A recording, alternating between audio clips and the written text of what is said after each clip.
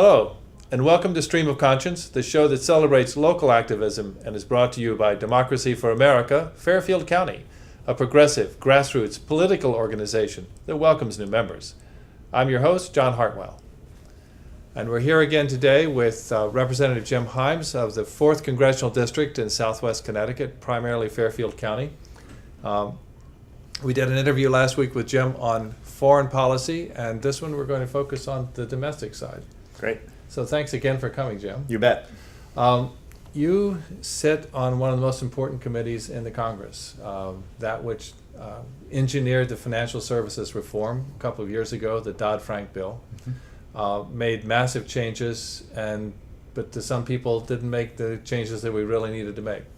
So give me your thoughts about that bill as you did it at the time and where you think we are today.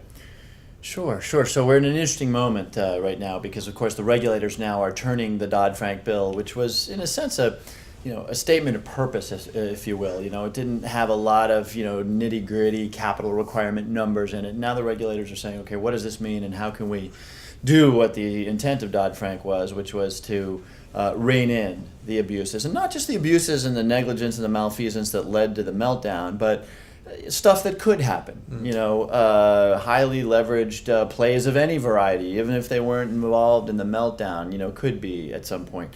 And so, Dodd-Frank was an attempt to bring regulation into markets that had been unregulated, the derivatives market being the one that people focus on most, but also into the, consumer and retail market. Prior to Dodd-Frank, we had, multiple entities sort of doing consumer protection, not in any way that kept people from getting into god-awful mortgages. Now we're going to have one Consumer Finance Protection Bureau that is going to be charged with protecting consumers.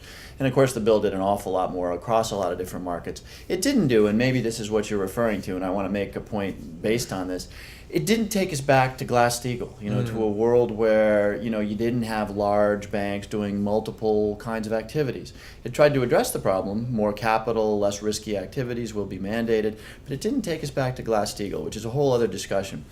But it allows me to make one point, which is, look, this was a very big piece of legislation. It did some very good things. It did some things that I'm a little concerned about. The one big concern I do have is that it's hard to look at the legislation and say that it's not, in the end, going to result in further concentration of the industry. In fact, perhaps already has. It already has. And that's a very dangerous thing, and something that, I look back on that experience and say, boy, we better think more about this. I mean, one very clear outcome of the financial turmoil over the last 3 years is that too big to fail got bigger. And that several very large banks don't exist anymore because they were swallowed up by even larger ones. So there's been an extraordinary concentration in both the assets and the deposits of the banking system. And I don't know, at the end of the day, how you, in fact, effectively police that. Well, for starters, you require those institutions that are in that category, and let's just call it what they call it in law, which is the systemically important institutions. You require them to reserve a lot more capital than they ever have, and we're seeing that play out right now. Well, you're seeing, Basel is now reporting out. Basel is the global capital regulator, but Basel is just reporting out. And it's clear that we're going to see capital adequacy in the 7 to 10% range. But we're not going to see it for 5 or 7 years. I mean, Basel is not an immediate thing. It's a long working time period, and there's a very real question as to whether they'll ever actually get there. Oh, we'll get there. Now, whether it happens through Basel or through the Ep6, which is, the U.S., which determines the SIFIs, right? The systemically important financial institutions. Whether it happens through Basel or here in the U.S., it is clear that the Fed, the FDIC, all of the prudential regulators are going to require more capital. There's no doubt about that. And that should make you feel good. And we don't want to get too far off the topic. What worries me less is right now. The banks are still all operating in a world of fear. They've just been hammered. They're climbing out of it. What worries me more is when in that classic swing between fear and greed, is when we get back into the greed modality and we start to see new and innovative financial products that perhaps people don't understand, new great ideas for how individuals and companies and families can take on leverage. That's when I'm going to get really nervous. And by the way, that's coming. I mean, it's just these things are cyclical. But anyway, more capital, the Volcker rule, which is going to say to these institutions, if you have any sort of federal protection, FDIC insurance or whatnot, you can't do proprietary trading. So I'm not sitting here and telling you that I don't disagree with your premise. These very large institutions will be very hard to manage over time. And by the way, they're going to have an uncomfortable degree of political power. So I do believe that the challenge going forward, apart from fixing what we learn was poorly done in Dodd-Frank, is going to be to really put our heads down and figure out how do we create a much more entrepreneurial, ultimately more fragmented industry. But to me, by far the largest problem that led up to the gold rush mentality and the collapse of the financial services markets wasn't simply the greed. I mean, the greed is always there; it's always been there, and we should know about that by now. It was the lack of regulatory control. It was the refusal on the part of the regulators in the earlier part of this decade to actually exercise the leverage that they had over the financial services industry. They had a philosophy, the regulators had a philosophy that they wanted to have a very light hand, that the market would take care of itself, that these people were the smartest people around. Who are we in the government to tell them what to do? Until, of course, it all blew up, and then we're writing big checks.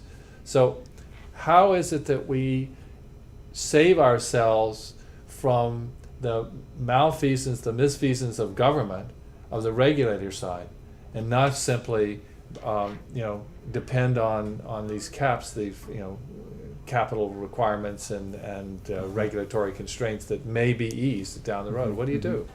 Well, I'll say one big thing and one little thing. The big thing I'll say is that hopefully we learn. And, it wasn't just incompetence at the regulators. Think back to the mid-'90s. Across both parties, across multiple presidencies, as articulated by a guy who, whatever you think about him, he's one of the big brains of his generation, Alan Greenspan, this idea that these markets will be self-correcting, that bankers wouldn't do things that would blow up their own wealth and their own bank. Whoops. They said the same thing in the 1920s. We didn't learn. We didn't learn. We don't learn. So it's up to all of us to learn. And by the way, it's not just 1920s. This has been happening since the South Sea bubble and since the Dutch tulip bubble of whatever it was, the 1500s. But when we had Glass-Steagall in place, that period of U.S. financial history is the most stable. That's right. And it was also the period after the war of the greatest growth. That's right. So we had a financial system that met the requirement. There were plenty of people out there who were doing high-risk investment stuff. They owned it themselves. Most of your investment banks in those days were privately held. They weren't traded on the market. Your major banks were not allowed to be in that market. Your insurance companies were heavily regulated at the state level and kept out of trouble. And we didn't have AIG writing tickets on basically what was a casino crapshoot. And when it all came down because various parts of it had stopped operating the way they should have. And the primary, in my point of view, reason for that was because we pulled the plug on Glass-Steagall. Yeah. Again, I mean, pulling the plug on Glass-Steagall was part of this overarching belief that the markets would self-regulate, which again was in retrospect just a staggering bout of collective amnesia. And so, yes, we need to learn, and you're right to point out that, but gosh, we didn't learn in the 1930s. So what else can we do?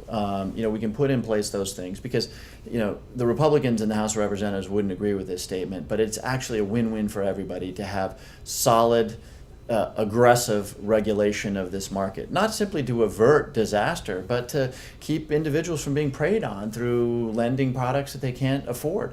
And this was the small thing I wanted to say, at the end of the day, we've got clearly a force of nature here. That when and it's a deregulatory instinct. It's when we remember the internet bubble, when everybody's making lots of money. It's really hard to be the guy who holds up the stop sign.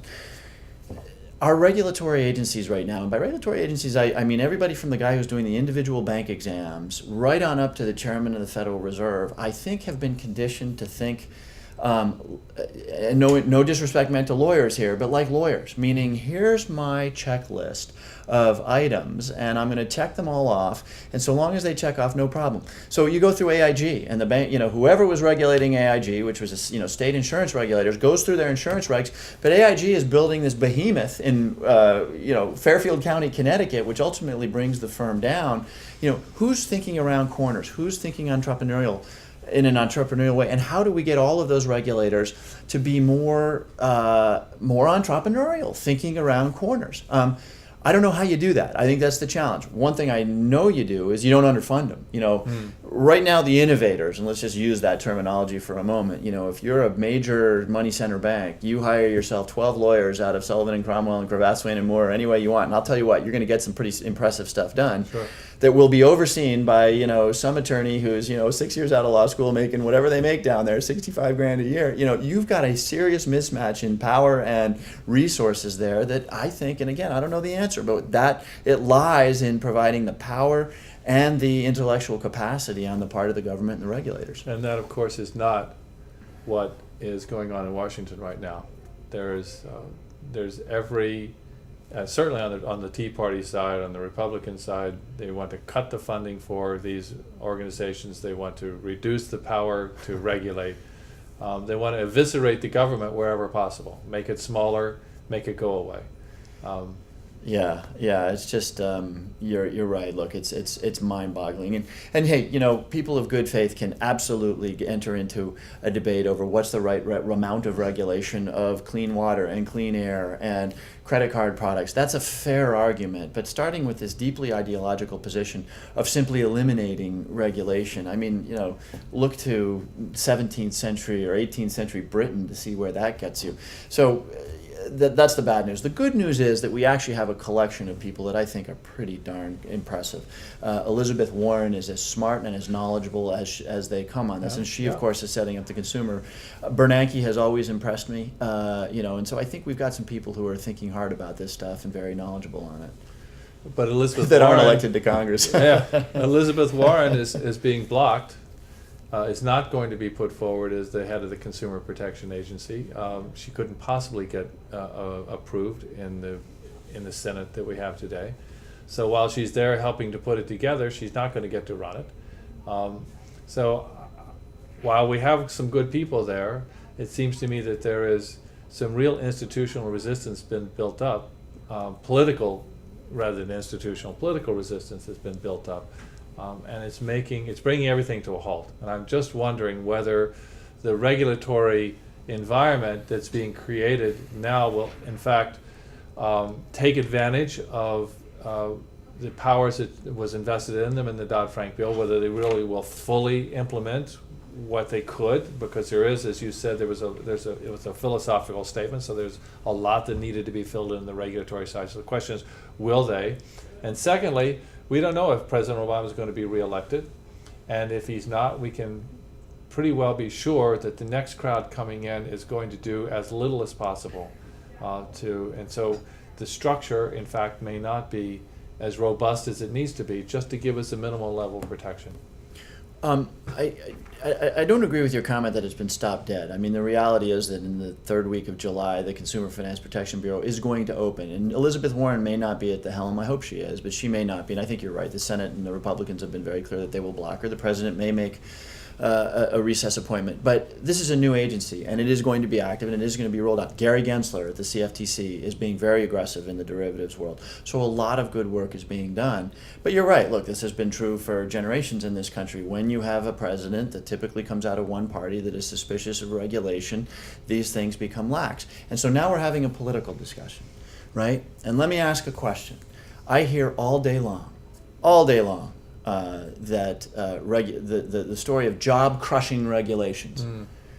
How come I don't hear anybody articulating the argument that this is what keeps our homes safe and our water clean and our air clean? Why don't I hear that? By the way, I articulate this. I throw this back, right? Why aren't we hearing that from our leadership? Pull up me talking in committee, and I will time and time again make the point that this should not be partisan, that we should all agree that meltdowns in the financial services industry that come from a failure of regulation are, so look, I'm making the argument, but, the genius of the right wing is that they have used anger and fear and emotion to get people thinking in right-wing terms, deregulate everything because it's job-killing deregulation.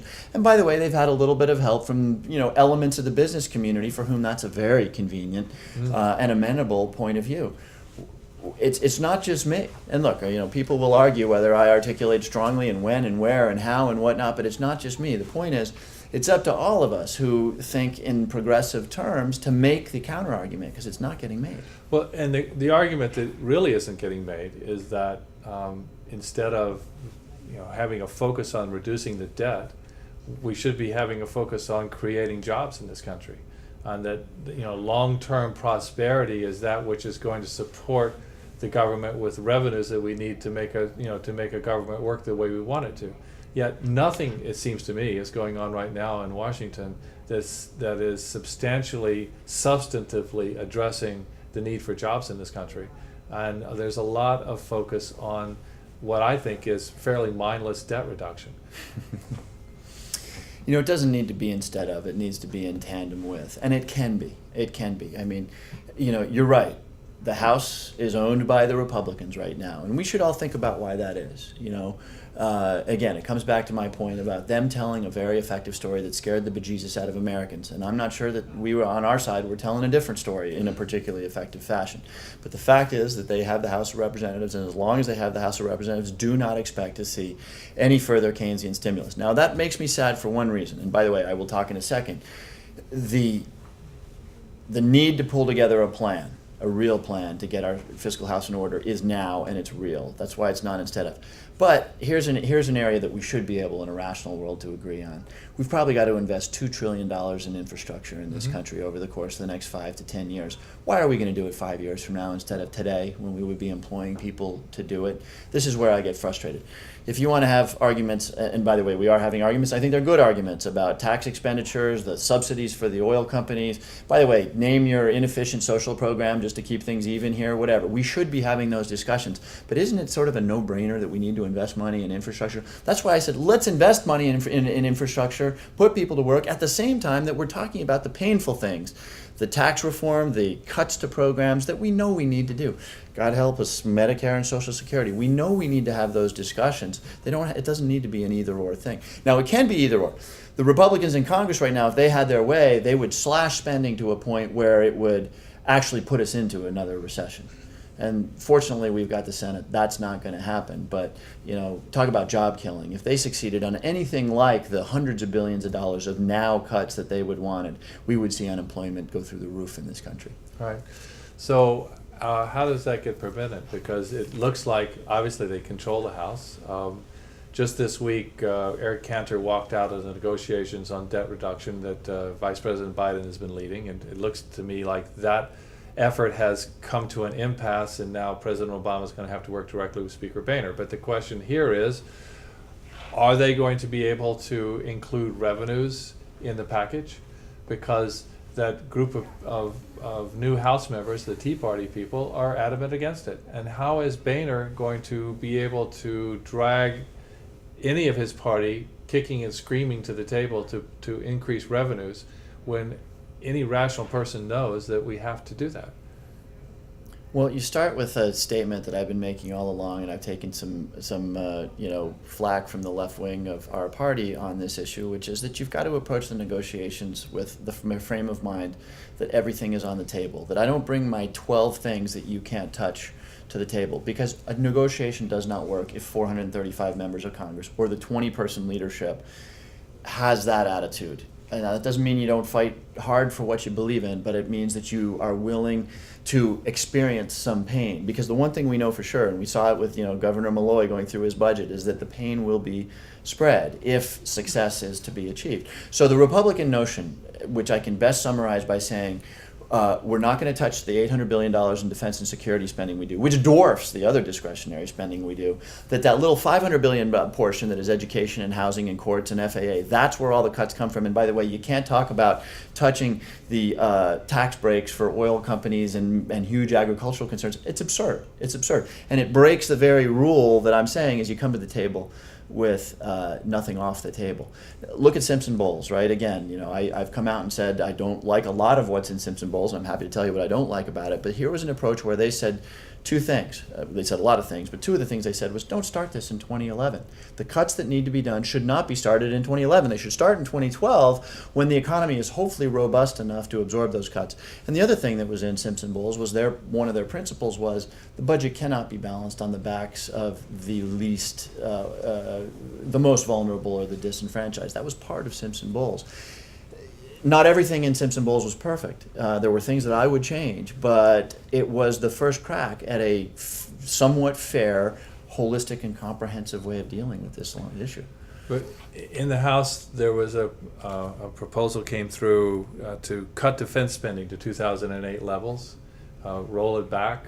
I think you voted against that. And I'm wondering, where is it that we make huge cuts in the defense spending? How is it that we roll some of this back so that we stop being as militaristic a country as we have become, and scale back the kinds of foreign interventions that we talked about in the last segment, so that we can redirect that money here at home? I mean, I just saw Bill Finch, mayor of Bridgeport, on CBS News the other night. They did a little piece about, he's got a bridge that doesn't, well, he's got a bridge need there. Used to tie the city together, collapsed years ago. Yeah. He needs money for that today. But instead, we're spending money in Afghanistan and Iraq and lots of other places around the world.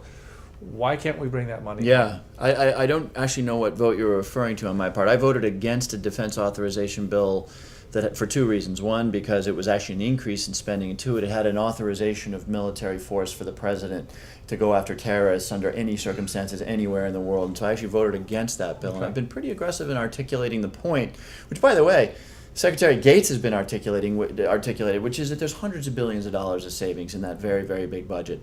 And of course, when you say, as we talked about in our earlier segment, that you want to come out of Afghanistan, that's $110 billion a year.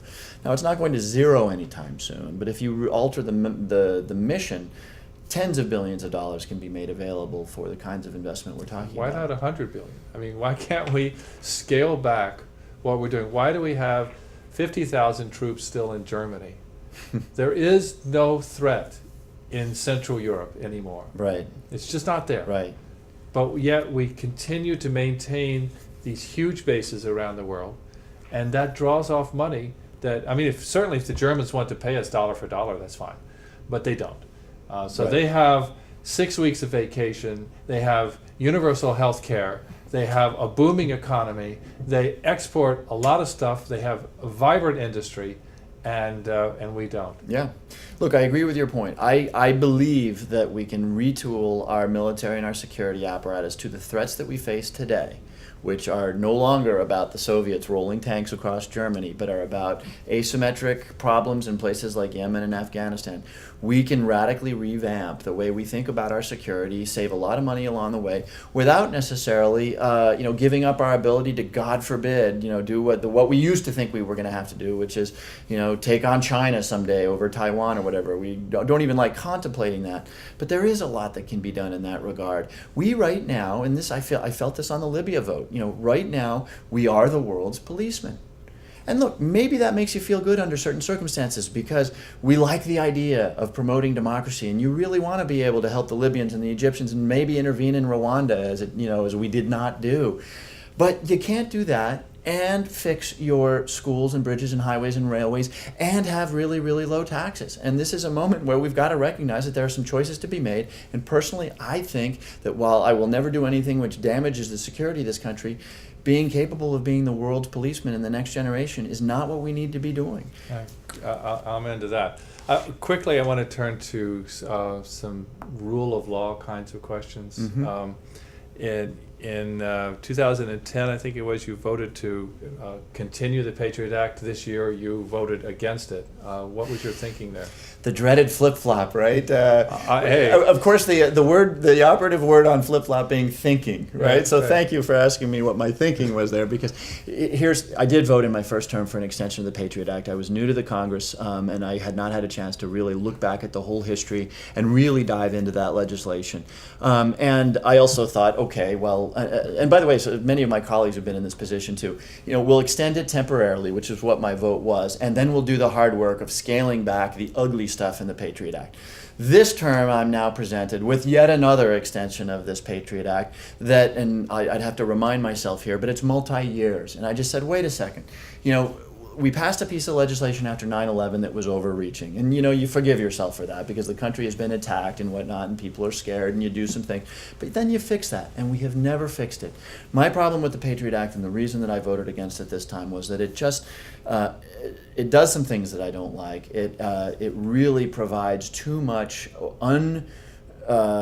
cared for, unoversighted, not a word, too much surveillance possibility for the government against the people of the United States without enough oversight. But then it's what it didn't do. One of the really ugly chapters in the last 10 years was something called the national security letters.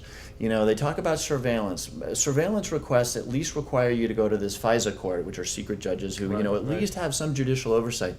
The FBI, for a long period of time, would just write a letter, a national security letter, and say, we want to look at John Hartwell's bills, or whatever it is. And you know what? They could do it. No oversight. And while I do believe Director Mueller when he says we're not doing that anymore, it's not enough to have the commitment of the director. It's not. These are things that need to be fixed. And John, one thing I will always do is take risks on behalf of the fundamentally enumerated liberties in the Bill of Rights. And so I just wasn't willing to let it go for another couple of years. And there's some very ugly, in my point of view, legislation that seems to be brewing in the Senate right now around military commissions. You have any thoughts about that? I'm not familiar with the legislation that you're talking about, but there has been a real effort on the part of the Republican Party in the Congress to only try terrorists in military commissions, and it's deeply wrong-headed, right? That's exactly what We've prosecuted hundreds of terrorists in civil court, right, and secured far more convictions and better outcomes than we have on the few military tribunals that we've actually tried. Now, let me be clear about this. There may be instances, and in history there have been instances, where it has been appropriate to use military tribunals, Nuremberg, of course, being the example that everybody uses. If there was some chance that we were going to try somebody and that we were going to, give away sources and uses, military sources and methods of intelligence and whatnot, then I'm in the discussion. So I'm not saying military tribunals should be off the table, but they should be used in special circumstances for two reasons. One is a reason of principle, which is that we are a nation that lives by the rule of law, and number two, just the sheer idea of taking this tool that has proven itself so effective, which is trying terrorists and locking them up forever in court and saying we can't do that, is insanity. I agree. Well, there's another rule here, which is that we only have a little bit of time, and we've pretty much exceeded it. So, Jim, I want to thank you very much for coming on the show, and good luck in the future. Thanks, John. Really appreciate it. That's our show for this week. We hope you enjoyed it. If you live in the town served by Cablevision from Norwalk, you can catch the show every Wednesday at 8 p.m. on Channel 88. If you're interested in learning more about progressive political action in Fairfield County, please check out our Democracy for America group. We meet the first Wednesday of the month, 7 to 9 p.m. at the Silver Star Diner in Norwalk. We always welcome new members. Remember, change is possible, and you can make it happen. This has been Stream of Conscience, and I'm your host, John Hartwell. We hope to see you again soon.